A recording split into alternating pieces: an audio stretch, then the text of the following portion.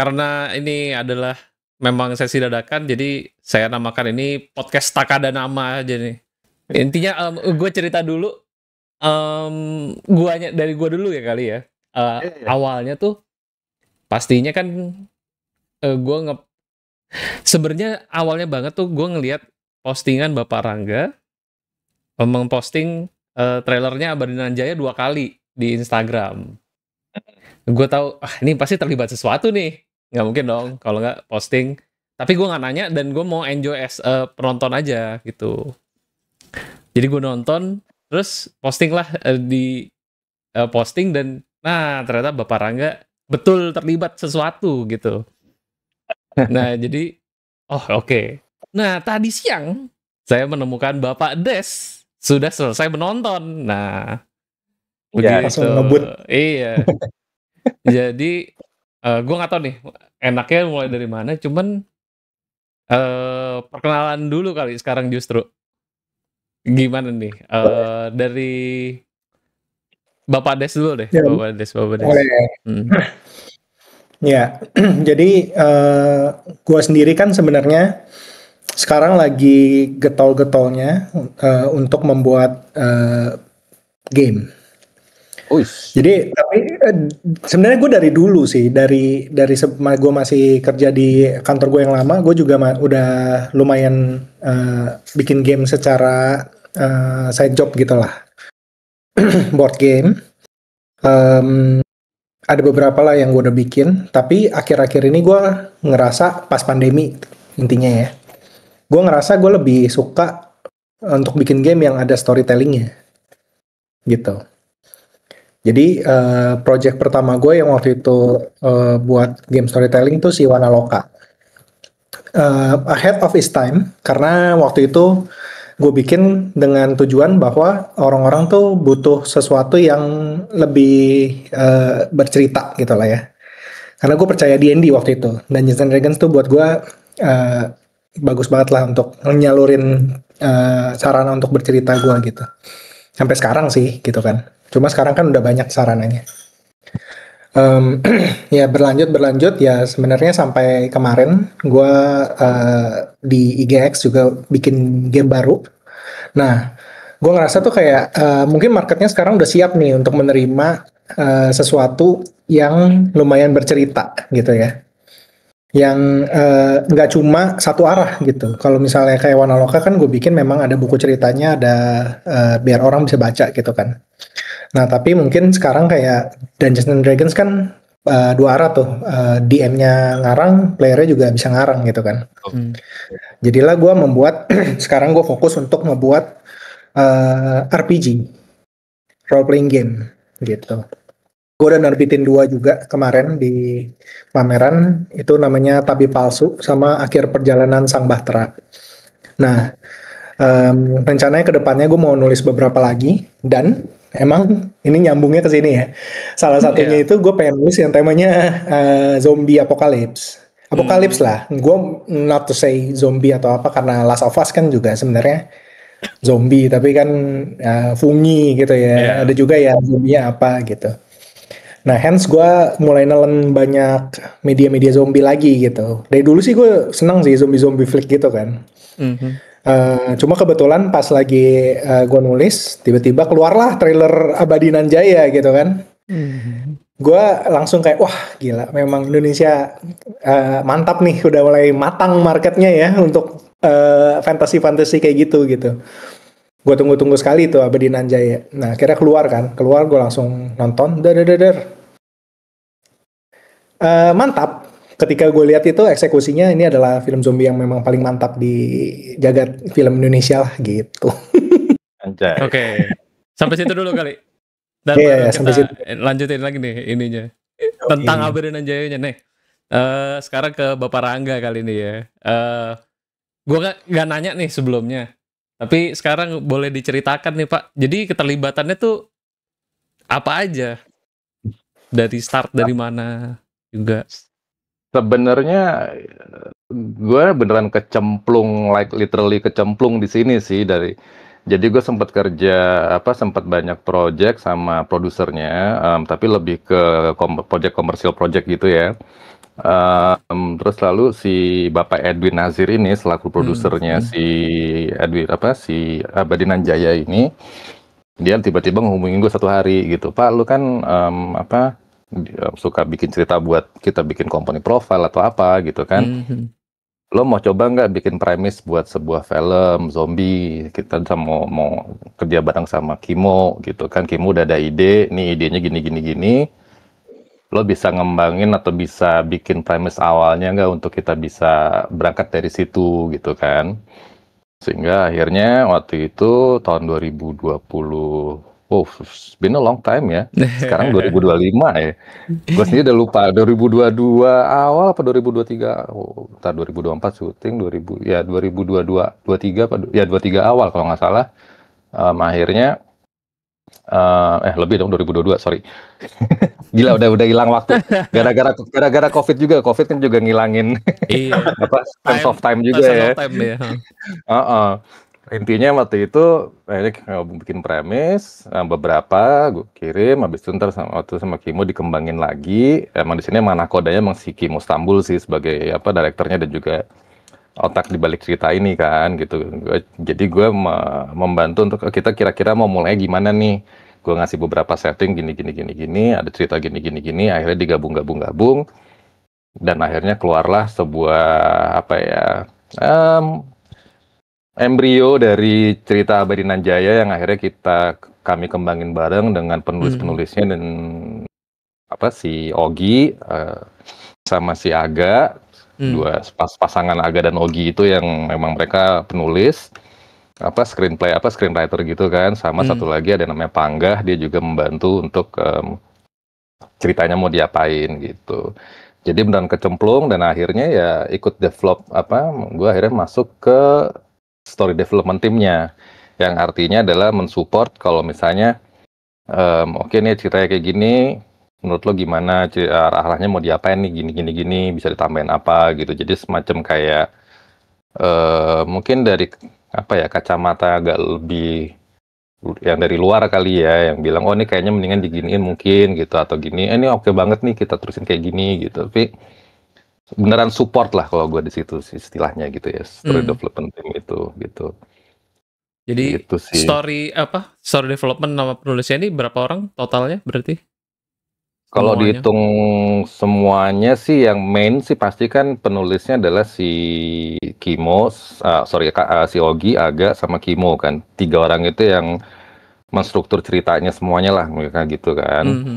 Lalu ada yang support ya gue sama Panggah, lalu tentunya ada produsernya juga tentunya Edwin itu. Lalu dari tim Netflixnya pun juga mereka sangat involved dari awal gitu loh. Bahkan dari kita udah ngasih sinopsis awal, setelah itu ketika udah mau masuk ke skrip, tim Netflix ini karena mereka sangat percaya banget ya sama story ini, mereka udah beneran turun tangan bener gitu loh. Mereka yang turun waktu itu ada Sly, ada juga Rian, habis itu ntar ada namanya Jaka juga, dan namanya Mbak Ame juga gitu-gitu. Jadi tim Netflixnya pun juga ikutan keroyokan gitu, untuk ngebawa gimana ceritanya kita mau kita kembangin lah si Abadi Nanjaya ini, yang waktu itu namanya pun juga bukan itu gitu kan. Gitu. Jadi beneran involvement gue di sini ya lebih ke support ceritanya aja sih. Bagaimana kita berusaha untuk bareng-bareng, kami semua bareng-bareng berusaha untuk membuat sebuah cerita yang pernah gue bilang sama Pak Jack juga, gimana sih bikinnya lebih make sense lah ya, gitu loh. Untuk sebagai film zombie gitu, karena kan banyak lore dan banyak ekspektasi juga untuk film zombie itu seperti apa sih gitu loh, yang harus kita masukin, yang harus kita akomodir juga gitu. Nah, gitu. Pak Des, kira-kira tadi mau ada pertanyaan apa, soalnya kita tuh gue juga temuin aja nih sekalian gitu, karena Pak Des tuh ada beberapa list pertanyaan gitu tadi sebenarnya. Gokil. Ya, jadi langsung aja Pak gitu akhirnya. Jawab sebisa gue ya. Jangan-jangan udah temuan bolong-bolongnya gue yang anjir, gue nggak mikir gitu. Ya sebenarnya awalnya Ini terjadi karena gue ngepost di story gue. Ya. Pertanyaan gue adalah kenapa yang gue ngepost nih, kenapa orang di dalam film zombie tidak tahu bahwa itu zombie? Ya. Sebenarnya gitu. Gue mau nambahin nih sekarang lanjutannya. Kan gue ngepost di Threads. Nah, saya dan Bapak Rangga nih, Bung Des, itu belakangan sering banget nih di Threads. Dan Threads tuh gue juga sering banget di Threads. Gue ngepost juga Abadi Nanjaya di situ. Tapi bukan review, cuman impression saja sebenarnya. Lebih banyak banget yang komen hal yang sama kayak lo.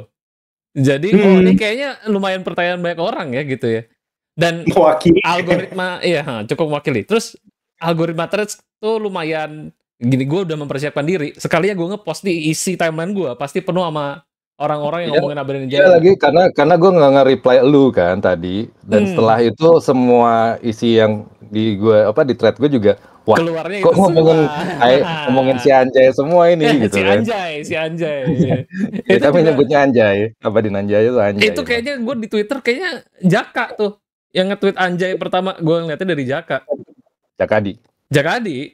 Ya itu dia salah satu ini iya tim kami juga, dia kan Netflix kan. Gue tahu, tapi beliau mungkin tidak kenal gue. Tapi ya long story lah, maksudnya istrinya tuh kelas gue dulu waktu kuliah. Ya gitulah, jauh lah.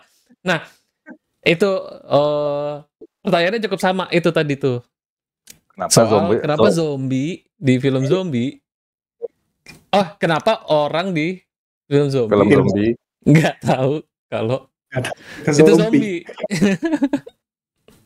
Ada dari yang gue tangkap dan mungkin dari pembicaraan kami juga di Writers Room juga, bahwa satu yang pertama adalah memang kalau di setiap film zombie itu tuh seharusnya tidak ada, apalagi tidak ada zombie di pop culture mereka. Gitu loh. Jadi mereka tidak tahu yang namanya undead. Mereka nggak akan tahu ada film Train to Busan. Mereka nggak akan tahu film Dawn of the Dead. Mereka nggak akan tahu, karena nggak ada sebenarnya.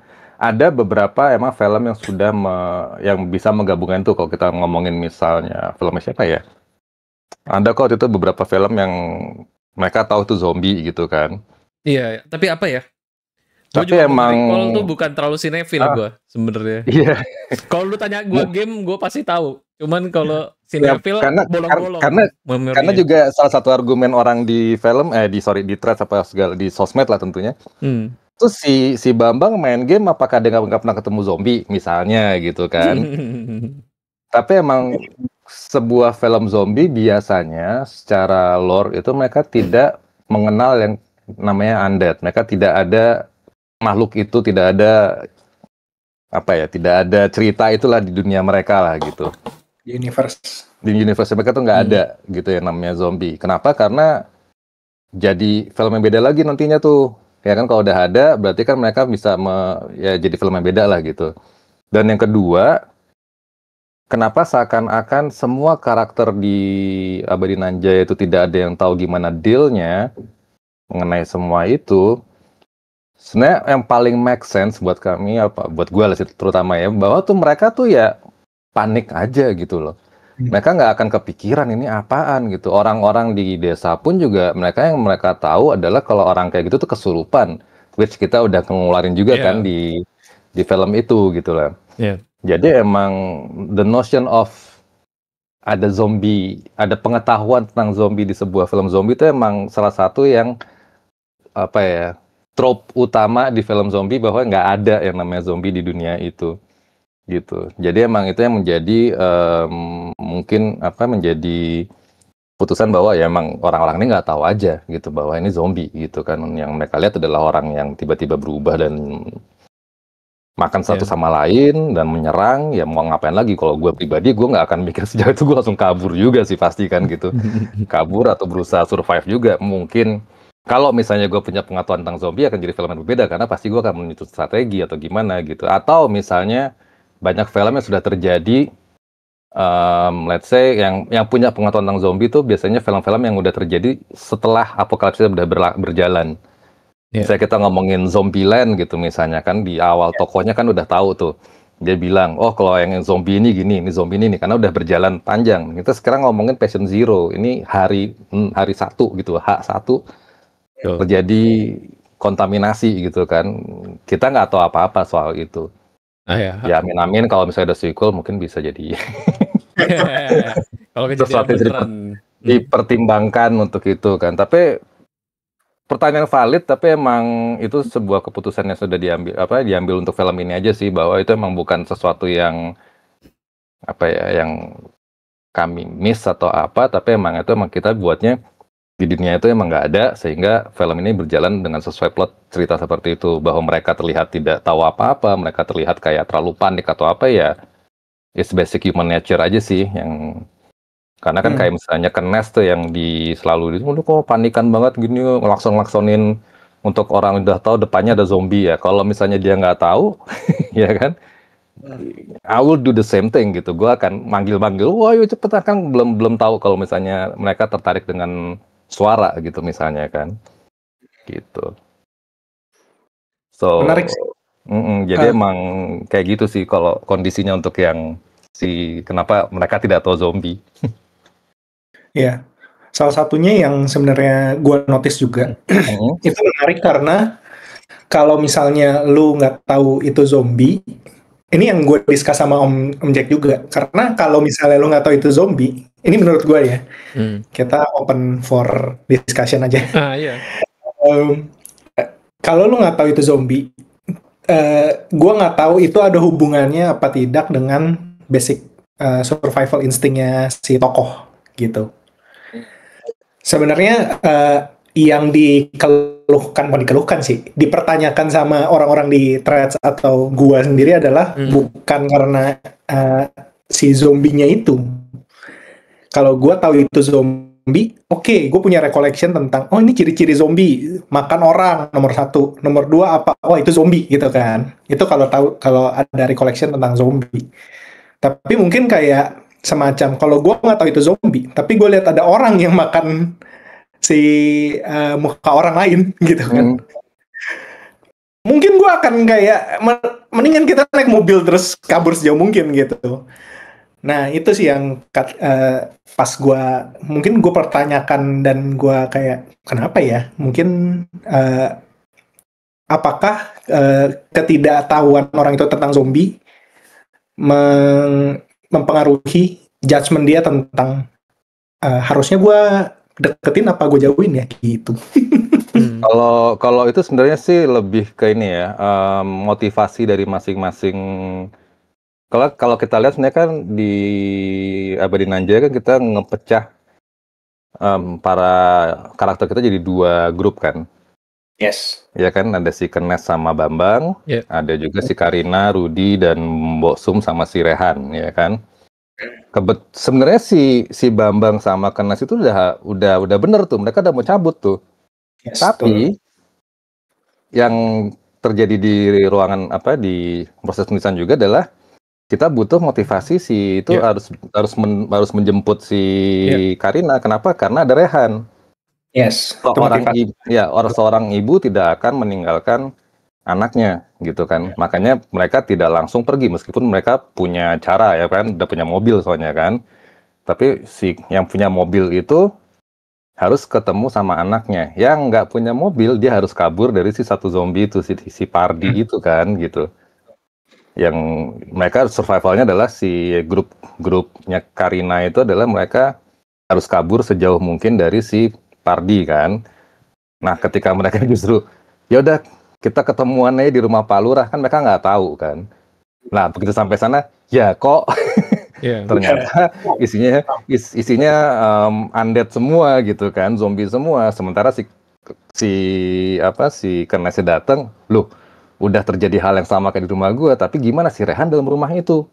Gue mau Rehan keluar, gue mau mereka tahu ada gue di luar. Ya makanya dia langsung tat gitu kan. Gue di sini. Malah justru jadi lebih tambah kacau lagi. Jadi sebenarnya survivalnya masih dalam ranah yang make sense karena si survival instingnya adalah si ibunya, insting keibuannya itu yang membawa dia untuk kembali ke tengah-tengah. Sementara yang 4 orang ini emang mereka hanya kabur aja, mereka di jalan kaki, mereka nggak dari rumah dikejar gitu kan, pakai sama si Pardinya gitu kan, gitu. Jadi sebenarnya Bener, kalau misalnya emang mereka tidak ada kebutuhan untuk saling bertemu lagi, gua rasa juga film itu akan Selesai. mengarah ke itu selesai, atau si para karakter itu ya mereka akan pergi dengan mobil gitu loh. Masalahnya kan yang naik mobil kan si Kernet sama si Bambang aja kan. Yang mereka ini yang lainnya kan mereka harus, karena dikejar ya mereka harus jalan kaki ke tempat lain gitu. Mereka kan dikejarnya di arah lain yang dari arah mobil gitu. Karena panik aja sih gua rasa juga salah satu faktor utama juga. Tapi pertanyaan lanjutan gue adalah itu bedanya apa kalau misalnya kalian memutuskan kalau orang-orang ini aware bahwa itu adalah undead dan kalau ini nggak sadar gitu bahwa ini undead, apakah ceritanya bercabangnya sejauh apa sih gitu, dan kayak kenapa pilih ya mendingan mereka nggak tahu lah kalau itu undead.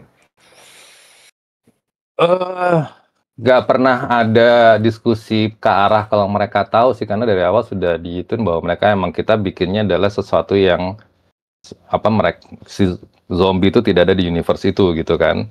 Tapi kalau misalnya dari pandangan gue pribadi, mungkin nih kalau salah satu dari mereka tahu, misalnya si Bambang tahu misalnya, dia mungkin akan lebih strategis lah, dalam arti kata, oh berarti mesti dihajar kepalanya nih gitu, atau misalnya jangan berisik gitu kan, karena mereka tertarik sama suara atau gimana gitu.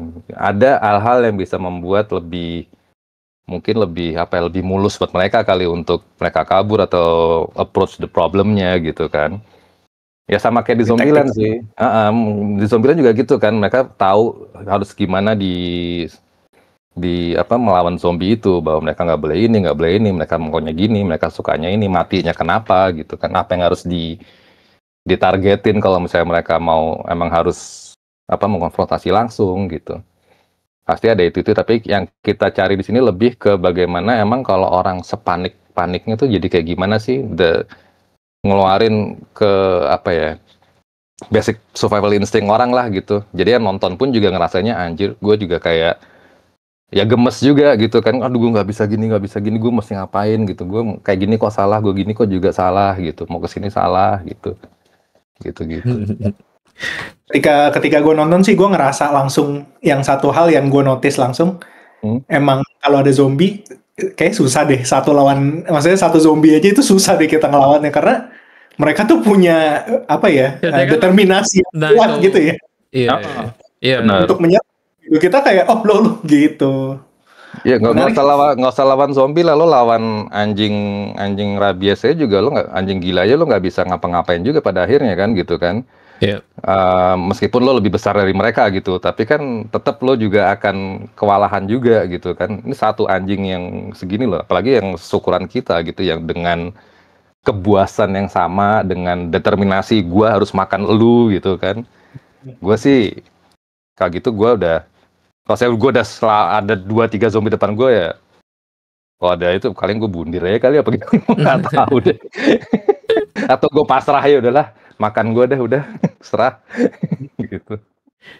Nah kalau gue tuh sebenarnya gini ya, gue tuh maksudnya gue dalam mengikuti tuh masih di logic gue tuh masih masuk. Makanya impression pertama gue tuh sebelum ngobrol sama Bapak Rangga bahkan itu adalah ini tuh make sense buat gue gitu. Waktu ngelihat responsnya kayak lo Pak Des atau orang-orang yang di threads gue itu, oh iya banyak banget ya ternyata ya yang mikir nggak make sense-nya gitu. Dan yang kedua kayak kok karakternya, mereka bilang karakternya dibikin goblok banget gitu. Kayak padahal kayaknya masih masuk gitu maksudnya. Karena gini, gue pernah lihat yang lebih goblok dari itu respon orangnya gitu. Maksudnya itu ngeselin buat gue. Gue juga termasuk orang yang bakal kesel tuh, terutama banyaknya mungkin bukan malah di film zombie, di film-film horor tuh banyak banget yang dari dulu gue bikin kesel gue gitu maksudnya kan. Ya tiba-tiba lo harus ke loteng sendirian gitu, ada suara, yuk naik sendiri yuk. Naik gitu kan. At least di sini tuh nggak ada yang counter logic separah itu gitu loh. So far buat gue tuh masih make sense, makanya I accept that. suspension of disbelief gue tuh masih works banget gitu, maksudnya di sini kayak ya bisa lah gitu, semuanya tuh masih make sense gitu. Nah bukan berarti ini ya, maksudnya kayak semuanya gue terima ya, ada yang kok kayaknya bisa nggak gitu deh naturalnya gitu. Ada juga part yang kayak gitu, cuman most of the time oke lah gitu. Misalnya kayak Bambang pertama juga responnya kan ditendang kan si yang ada zombie. Kalau kita breakdown scene deh, itu kan dia pertama nendang dulu tuh, ya kan? Maksudnya ya gitu-gitulah, masih yang respon naturalnya kita tuh nggak mau ngebunuh. Kita masih ngeliat ini orang atau bukan nih gitu, maksudnya kan masih ragu-ragu gitu loh stance-nya. Jadi kayak mau ngebunuh juga takut dibilang pembunuh dong. Jadi kayak semuanya masih make sense sih. Sebenarnya kalau di gue ya. Yang pertama juga bapaknya kan, kita juga mesti mikir bahwa itu bapaknya yang kena gitu. Ketika misalnya bapak gue yang kena gitu, tiba-tiba dia berubah gitu, gue pasti yang insting pertama gue tidak langsung memonggal kepalanya gitu kan. Betul. Makanya dibikinnya nggak sengaja tuh. Nggak sengaja iya, yang kena-mana gitu kan. Sat gitu kan. I try to apa ya? Goes into the writer's mind gitu maksudnya. Kayaknya ya oke lah gitu. Jadi ya gitu sih. Benar. Tapi mungkin yang gue mau agak circle back ke yang coba. Asal ya gitu ya. Nah, iya. Mungkin ya, di film-film zombie yang gue nonton memang karakternya ada yang melakukan tindakan yang bodoh banget gitu ya. Tapi ada juga yang kayak ya kalau gue di situ juga gue akan ya mungkin gue nggak bisa ngapa-ngapain gitu. Contoh misalnya kayak banyak tropes zombie tuh yang satu area di lockdown gitu kan. Gimana gue mau kabur juga nggak bisa gitu. Jadi ada batasan-batasan plot yang hard gitu ya, yang benar-benar kayak nggak bisa gitu. Mungkin kalau dari writer's mind gue agak ngerti karena di batasannya itu adalah batasan emosional gitu. Ya gue nggak bisa kabur karena ada anak gue. Tapi mungkin bagi sebagian orang itu nggak relate gitu. Ya, bisa jadi. Jadi batasan emosional mungkin ketika gue nonton tuh batasan emosional itu tidak masuk ke gue. Yang masuk ke gue kalau gue nonton film zombie misalnya, mau kabur, wah di lockdown. Kalau lo maju lagi misalnya gue tembak nih, dari militer kan biasanya gitu kan. Biasanya gitu, benar-benar. Atau mungkin kayak di satu desa tapi jauh dari mana-mana gitu, terus jembatannya rusak gitu. Yang benar-benar ada batasan yang kayak membuat lo tuh desperate dan inilah gitu. Nah mungkin kayak salah satu yang gue analisa mungkin batasan secara hardnya itu nggak kesampaian karena masih nggak ya ngerti sih secara emosional kalau dijelasin kan emang ngerti gitu ya bahwa ini lu nggak bisa kabur gitu kan ya. Tapi ya kayak misalnya gue berpikir kayak gini, emang kalau nelpon kerabat gimana atau apa gimana gitu-gitu. Jadi ada what if penonton yang kayak kenapa nggak gini, kenapa nggak gini gitu. Gitu sih menurut gue ada itunya. Jadi ada beberapa yang tidak terjawab oleh filmnya, mungkin bisa dijawab oleh writernya gitu kayak ya tapi kan tapi di filmnya tidak terjawab. Jadi banyak yang mempertanyakan kenapa mereka tanda kutip ya agak tidak melakukan hal yang optimal ketika zombie apokalips gitu. Jadi mungkin dari situ ngerujuk ke kenapa orang ini kayak nggak pernah ngeliat zombie gitu. Jadi kayak banyak opini yang menujunya jadinya. Iya. Iya karena emang banyak banget karya-karya zombie yang udah keluar kan selama ini di luar ya gitu kan. Jadi mungkin orang-orang langsung masa sih mereka nggak pernah nonton, ya paling gampang lah Tren to Busan lah ya gitu kan, karena semua orang Indonesia udah nonton pasti kan karena Korea gitu kan, atau Kingdom gitu misalnya gitu. Walking Dead lah sebenarnya. Walking Dead juga ya kalau sebelumnya ya gitu. Iya. Tapi ya emang itu satu hal yang kita emang nggak pakai sih, maksudnya orang pengetahuan itu. Dan kedua juga kalau misalnya gimana ya, kalau gue panik misalnya gue kepisah sama anak gue gitu, gue nggak akan kepikiran banget untuk nelpon polisi atau apa yang kepala gue tuh gimana caranya gue bisa ketemu anak gue. Terus satu lagi kalau misalnya yang lagi dikejar, gimana caranya? Apalagi si Karina yang bawa anak ya ponakannya lah gitu. Cucunya.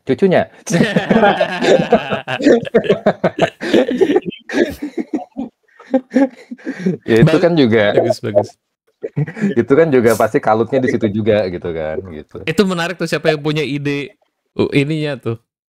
Untuk bloodline dan konflik itunya. Menurut gue spice-nya wah pinter nih ininya nih. Karena gimana ya, waktu itu kita nyari gue inget-inget dulu ya, tapi emang si bapak ini nih harus punya kontras sama istrinya. Dalam arti kata ketika dia terlihat muda lagi, maksudnya pas pertama dia tua, kalau disandingin tuh emang kelihatan tua banget dibandingin sama istrinya, ya kan? Jadi emang satu pasti istri muda. Nah, gimana kalau kita bikin take step further lagi gitu? Gimana kalau misalnya emang si istri mudanya ini adalah teman anaknya? Gokil tuh gitu. Jadinya jadi bikin tension baru aja antara para karakternya gitu. Kenapa si Karinanya juga bisa benci sama Kenesnya gitu loh. Gitu-gitu sih konfliknya. Tapi awalnya emang gimana kita bikin kontrasnya sih, kalau nggak salah kalau kita bikin kontras antara si Pak Sadimin yang tua dengan istrinya, sehingga ketika dia minum dan dia terlihat bugar kembali itu tuh wah, oh ya ini nih gitu kan, jadi muda lagi si bapak ini gitu. Kalau workflow-nya gimana, Des? Gue penasaran kreatif prosesnya ketika kalian bikin cerita itu tuh kayak gimana sih itunya, maksudnya kayak kok bisa kepikiran zombie gitu, terus kenapa Netflix juga bisa, oh iya bagus, oke, gitu. Karena zombie itu yang pasti itu adalah project impiannya si Kimo gitu kan, dari udah lama lah, dari 2000 berapa belas gitu dia selalu kepikiran, yang akhirnya ya udah kita bikin tim kedua zombie. Jadi pengen bikin film zombie yang proper banget lah untuk Indonesia kan, karena hampir nggak pernah ya sebelumnya ya, kayaknya belum pernah deh. Kalau orang-orang di Trash tuh ngasih ininya komentarnya itu zona merah katanya. Gue tahu. Ya zona merah itu, tapi sebenarnya tuh keluarnya juga setelah kami lagi develop juga sih. Jadi kami agak keduluan di situ gitu. Itu kan kalau nggak salah tahun lalu ya, kalau itu pas lagi syutingnya Abadi Nanjaya tuh mereka keluarnya. Tapi anyway, zombie itu adalah impiannya si Kimo. Kedua ya proses kreatifnya berangkat dari situlah, kepikiran konflik-konfliknya segala itu. Sebenarnya kami mencari pertama gimana sih zombie itu terjadi di Indonesia gitu kan, apa yang bisa membuat itu jadi kayak triggernya tuh apa sih gitu. Setelah proses brainstorming ya udah kita bikin ini. Kalau kita mau Indonesia banget, kita ngambil dari tanaman Indonesia lah, kayak misalnya kita ngomongin Kingdom itu kan dari tanaman ya, kalau nggak salah dari bunga apa gitu kan kalau nggak salah ya. Nah, Indonesia kan juga banyak tanaman yang bisa membuat itu kan. Nah, tanaman itu biasanya kalau di Indonesia diapain? Dibikin jamu. Dibikin jamu. Tapi jamunya buat apa nih? Ya, apa yang terjadi kalau jamunya? Oh, jamunya. Akhirnya muncullah ide bahwa ini jamunya yang bisa membuat lebih muda gitu kan.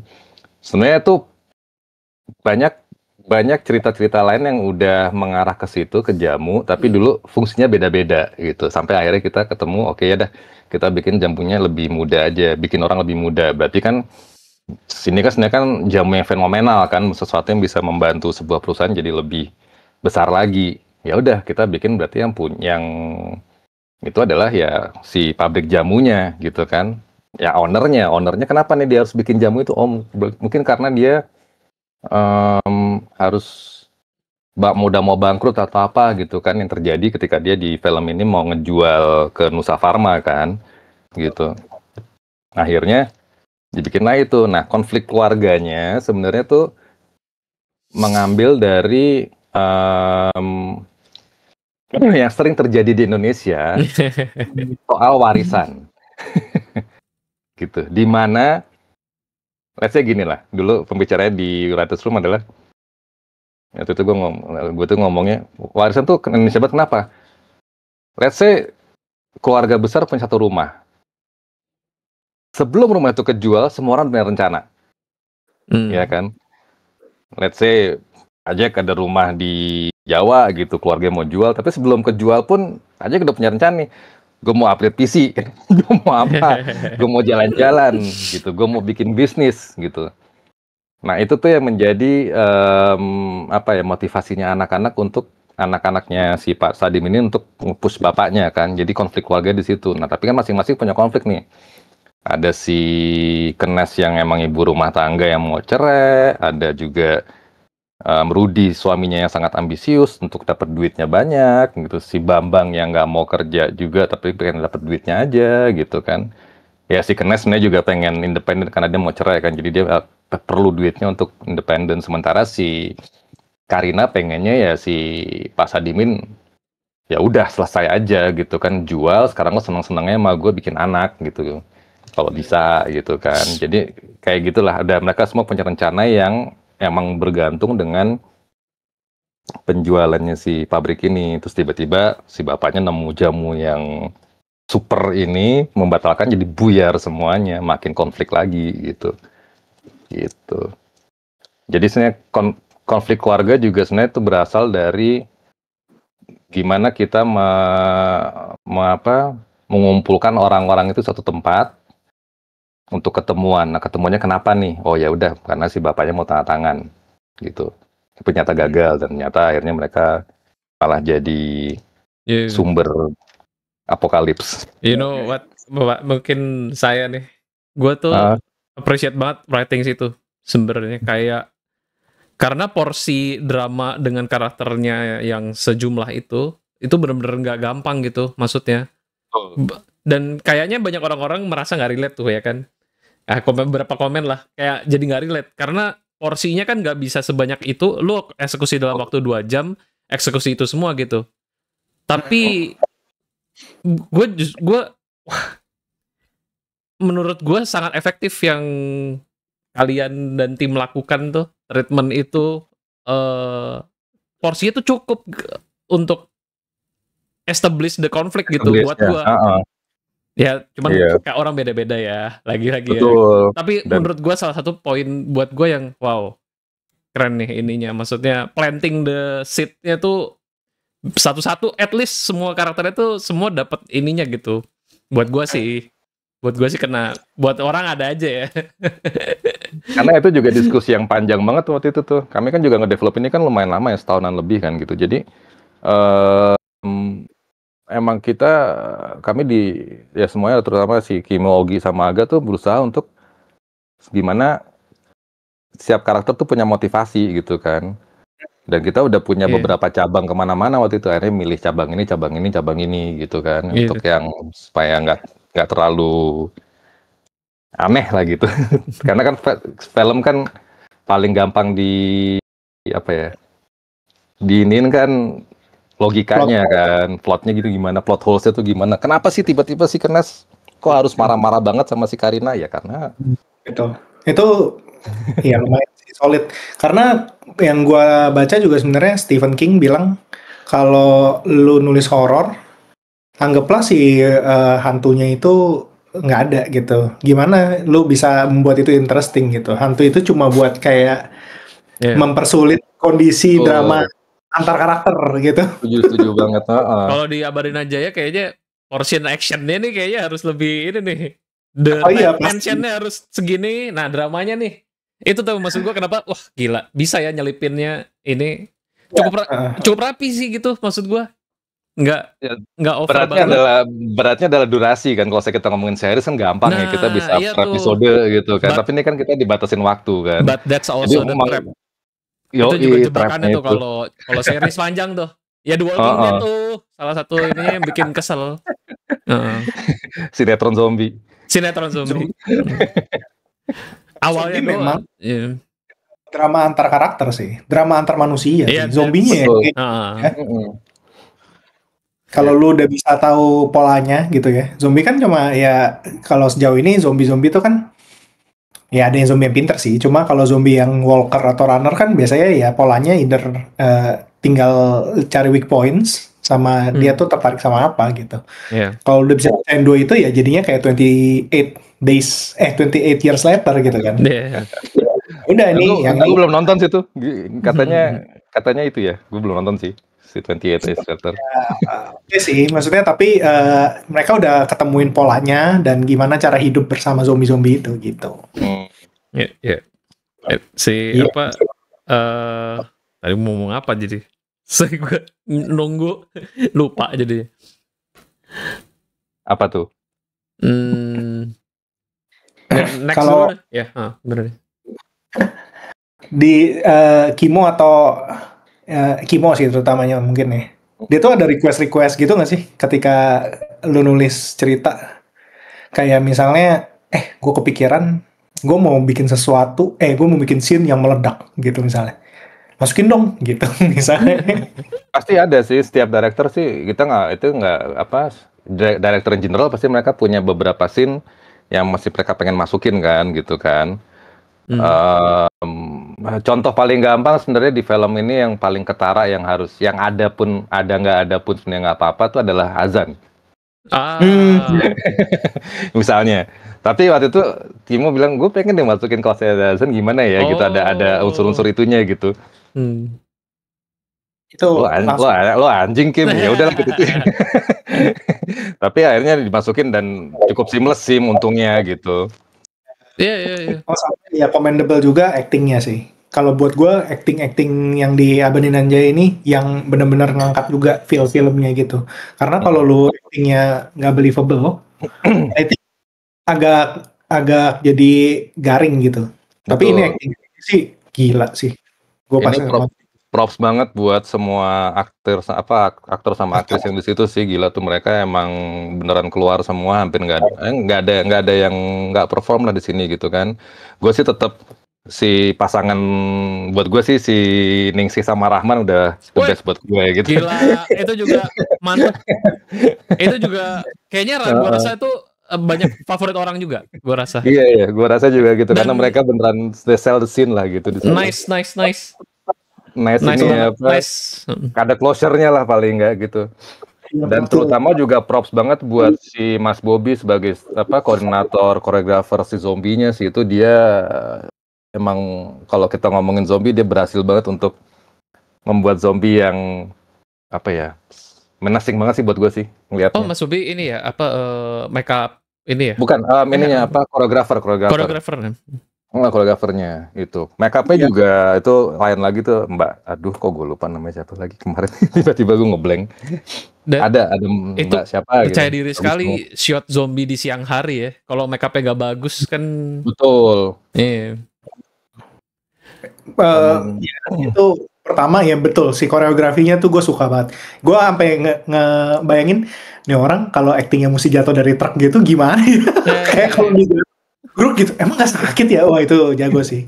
Banyak di film-film zombie tuh banyak yang kayak di off cam gitu loh biasanya, atau kayak cuman bagaimana. Tapi yang gue ya itu apresiasi lagi tuh ininya, kayak pas dia terjang tiba-tiba shotnya pindah dari atas ya kan. Itu yang gue maksud, wah shotnya fresh nih buat nggak semua kayak gitu. Terus yang truk misalnya terus pindah lagi ke atas gitu, shotnya jadi lebih bisa top view gitu tiba-tiba. Kayak gitu-gitu ya sih, small things.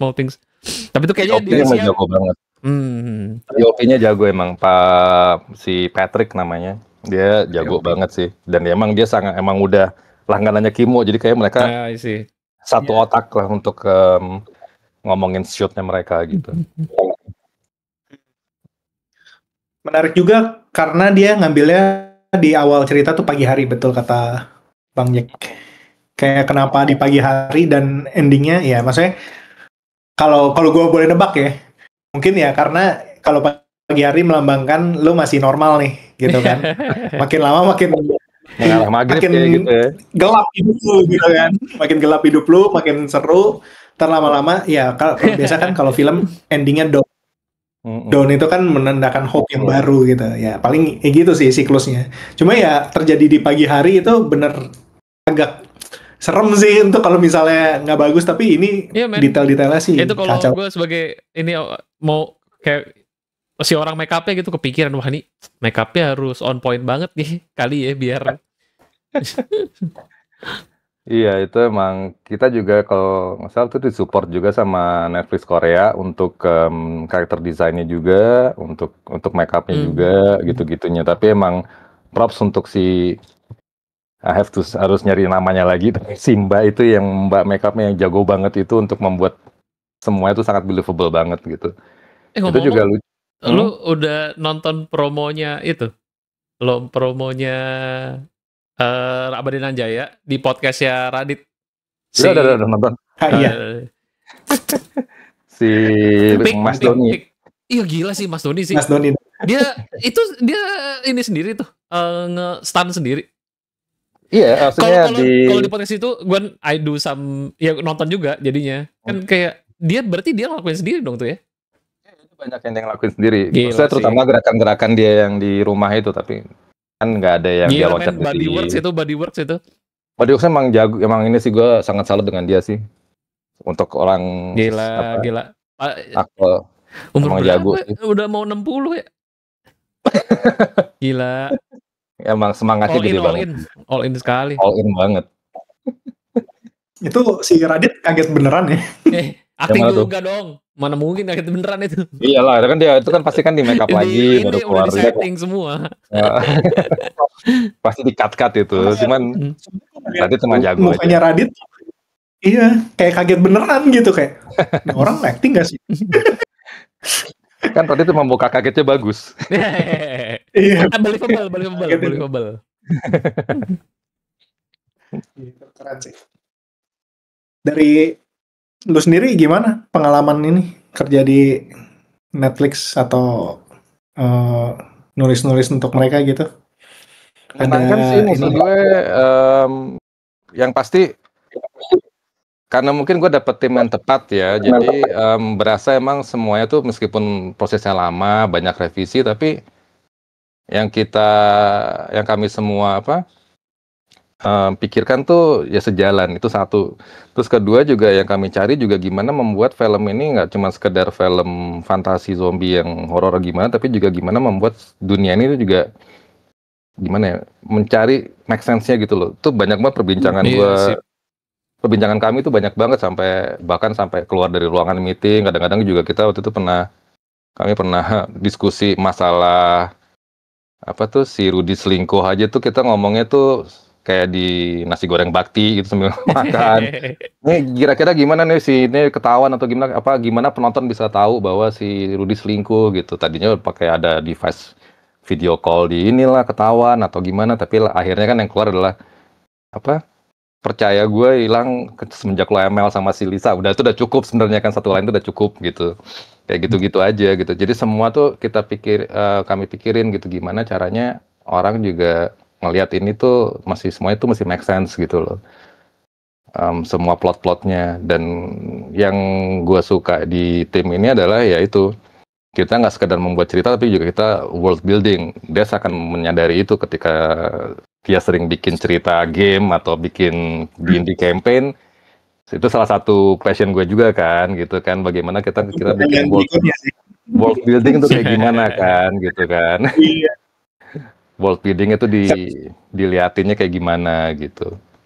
Itu sih yang membuat gue sangat suka ya, karena gue bisa menyalurkan hobi world building gue ke dalam sebuah script juga gitu kan, membantu mereka dengan mungkin kerewelan gue dikit tentang ini harus make sense gini gitu kan. Dan untungnya mereka juga berpikiran yang sama gitu loh. Itu skill seorang dungeon master ya. Itu yang Bapak Rangga chat pertama ke gue itu. Apa? World building DM kan gitu, kepake. Iya, tadi itu yang gue mau ngomongin lagi selanjutnya. World building itu soalnya gini, gue ngerasa kalau beberapa penulis tuh ada yang emang mulainya dari world building dulu atau dari karakter dulu gitu. Jadi ada yang emang kayaknya menurut pengamatan gue ada yang suka nulisnya dari si karakter ini dan everything revolves around the characters gitu. Tapi ada yang bikin rules dunianya dulu kayak gimana gitu. Baru karakter-karakter ini berinteraksi sama dunianya. Kayak misalnya kalau kayak Game of Thrones lah mungkin kayak gitu ya. Karena Game of Thrones kan dunianya udah ada rules-rulesnya gitu. Dan kayak gue tinggal naruh orang-orangnya di dalam, gimana mereka interaksi sama satu sama lain dan sama dunianya gitu. Gitu sih. Kalau lu yang mana? Ya kalau gue pribadi pasti kan gue akan, kalau misalnya gue membuat sesuatu itu apapun ya, either itu kita ngomongin sebuah cerita, sebuah game D&D, ataupun kadang di kerjaan gue pun gue akan membuat role buildingnya dulu, gitu. Ngelihat gue naruh mereka naruh gue naruh mereka di mana sih, gitu loh. Bikin set rulesnya dulu lah, gitu. Terus baru kita masukin. Nah kalau di timnya Berinanjaya emang penulisnya juga ada mereka juga cenderung mereka dari karakter, tapi itu yang membuat jadi kayak ada sebuah diskusi gitu kan, bahwa oh nih karakternya perkembangannya gini, tapi di dunia seperti apa nih perkembangannya supaya dia bisa blending gitu kan antara dunia dan juga karakternya dia gitu kan. Jadi lebih ke dua-duanya sejalan kali ya. Jadi gua rasa sambil gitu, build tapi karakternya juga sambil ini bisa nih karena juga ditanam ke dalam gitu. Karena buat gue nggak ada yang salah, nggak ada yang benar. Ada banyak film yang emang pasti mulai dari karakter dulu gitu. Misalnya banyak cerita yang keluar dari karakter dulu. Dari karakter, tapi banyak juga cerita yang keluar dari dunianya gitu. Tinggal masalahnya ntar setelah udah jadi salah satu dari dua itu ya gimana ngebalance-nya lagi sih, buat gue sih ngebungkusnya lagi gitu kan. Kalau kita kan kalau di D&D kan gampang ya, kita bikin rules-nya, bikin set-nya. Nanti karakternya tergantung playernya aja. Kayak gimana.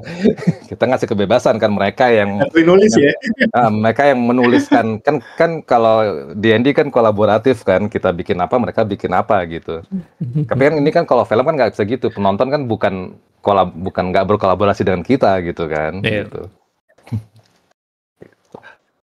Karena kalau misalnya seperti yang lu bilang, kalau memang gue juga udah melihat gitu ya, itu lu nulis memang dari film world buildingnya dulu,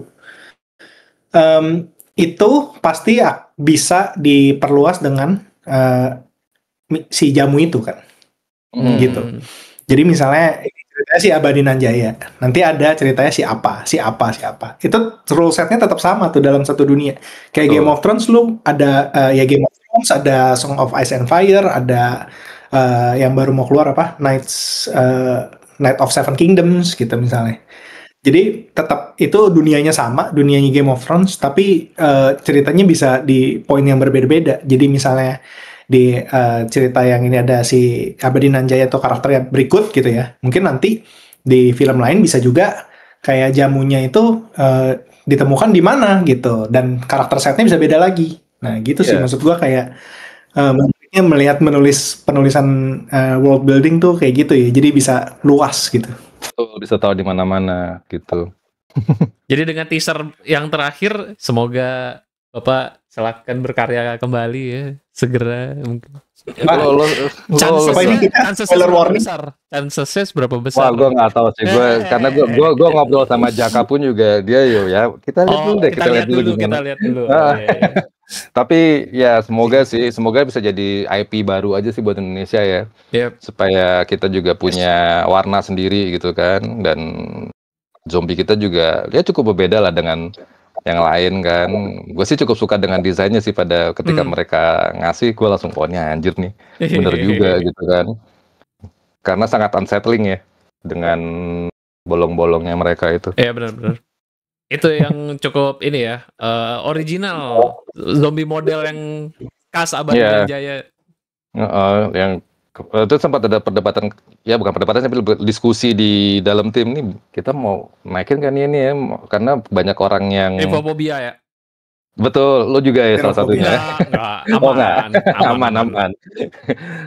Ya makanya, tapi akhirnya kalau kita bikin zombie kan saya waktu itu semua sepakat bahwa kalau kita bikin film zombie ya harus bikin sesuatu yang bikin gak nyaman lah gitu. Apa nih, ya udah ini aja gitu kan. Yang bolong-bolong itu orang jadi lihat sekali pun juga udah kayak tapi gitu. Ini mengurangi demografi penonton yang dari Infobobia kali. Lumayan ada sih pasti ya yang Hampir banyak sih ngeliat, ternyata banyak. iya, Banyak. lumayan banyak sih. Waktu nonton trailernya semua orang yang maksudnya banyak temen gue yang kayak gitu juga. Itu kenapa sih kayak gitu bentukannya? Kan gue takut. Ya justru itu. Ini bikin lo takut gitu. Masa zombie lucu? Tapi ya begitu memang berhasil sih. Sekalian aja ya gitu ya. Nggak usah nanggung sebenarnya. Nanggung. Ya, itulah makanya itu keberaniannya Kimo juga untuk mengambil putusan itu untuk oke, kita jalan dengan ini gitu. Semoga bisa ini ya, IP-nya bisa ngelebar. Soalnya teman saya yang game dev kan sudah diundang juga tuh kemarin ke premiere. Jadi udah ada singgungannya makin jalan lah. Bocoran sekali. Iya. Bocoran ya Bapak. Iya. Semoga banget sih. Mau balik ke awal ya sebenarnya. Itu Bambang itu kan main Dreadout kan sebenarnya kan. Iya. Orang-orang ngira itu game shooter. Padahal gue lihat enggak, itu Dreadout itu game horror beda. Mereka nggak ya itu yang tipis-tipis gitu tuh orang banyak nggak loh sebenarnya. Dan mungkin emang nggak ada informasinya ya sebelumnya. Jadi kayak TTA aja. Padahal dia kan bilang ini level gue udah namatin level ini, itu kan juga udah clue. Ini bukan game shooter, ada levelnya, berarti game puzzle horror gitu kan maksudnya. Tapi ya inilah niche maksudnya. Tapi ya udah ditaruh sebenarnya maksudnya. Semoga deh kalau ada gamenya. Kalau ada game, mau game kayak gimana kalian? Sebagai para gamer. Objek lah ini kayak ranah. Saya nggak tahu. Masa shooter lagi sih? Sebenarnya kalau game dev Indo mampu tuh sebenarnya tuh level ke situ. Budgetnya agak besar ya mungkin. Cuman lebih simpel bikin yang kayak Dreadout yang storyline dan ini aja single way aja, nggak usah terlalu banyak cabangnya. Deliver the story aja gitu. Banyak yang begitu. Dreadout salah satunya sebenarnya. Makanya itu kayaknya Kimo kayaknya sebelumnya udah tahu tuh Dreadout. Dia kan bikin Edwin itu dia juga pernah involve si produsernya sama Dreadout juga. Iya kan? Saya ingat gue ini pasti ada singgungannya juga deh. Makanya kayaknya ditaruh tuh kan Dreadout-nya di situ.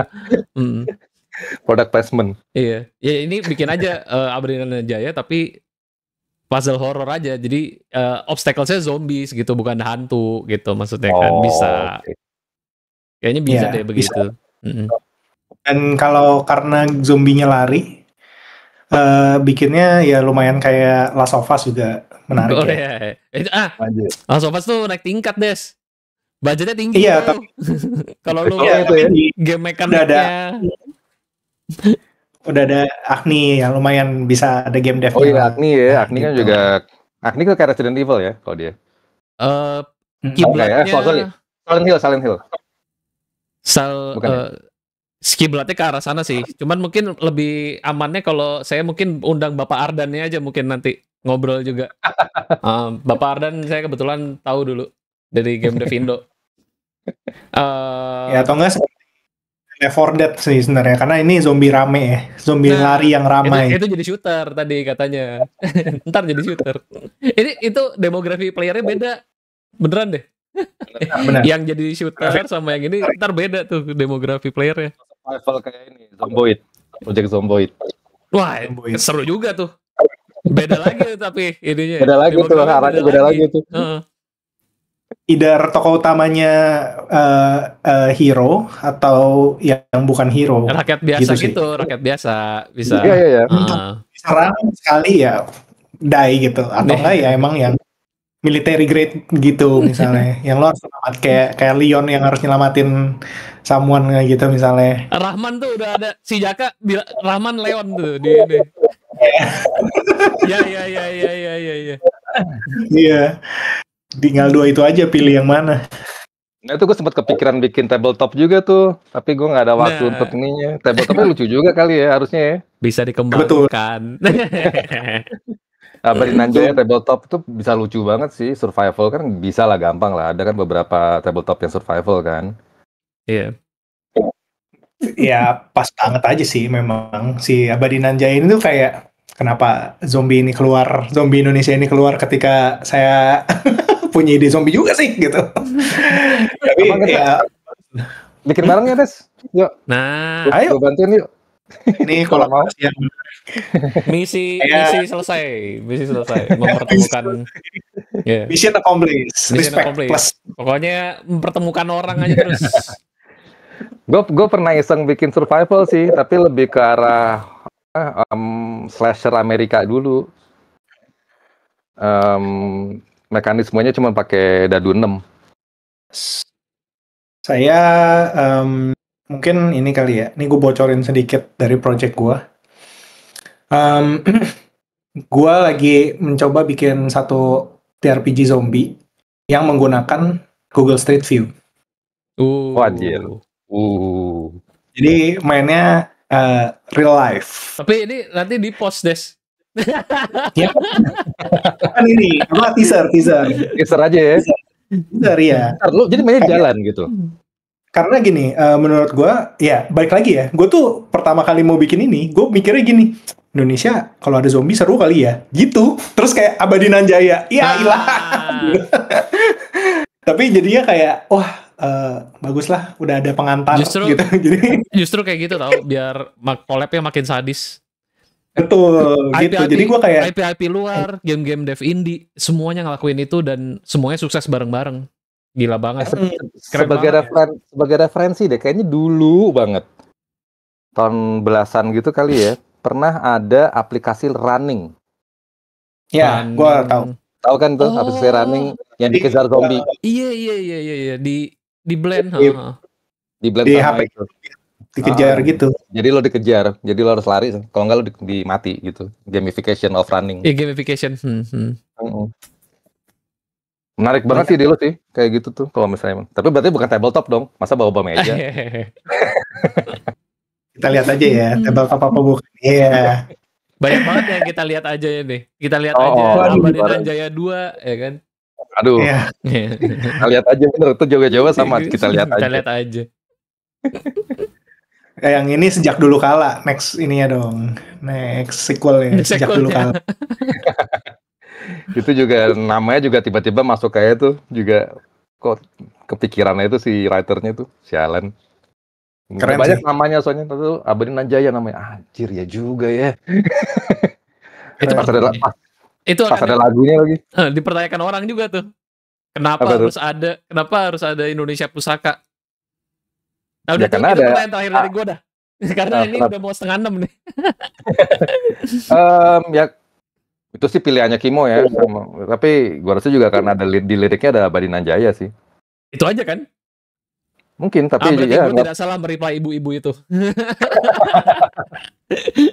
Itu mungkin faktor utamanya lah. Sama satu kan juga sangat, itu kan salah satu lagu yang sangat nasionalis ya.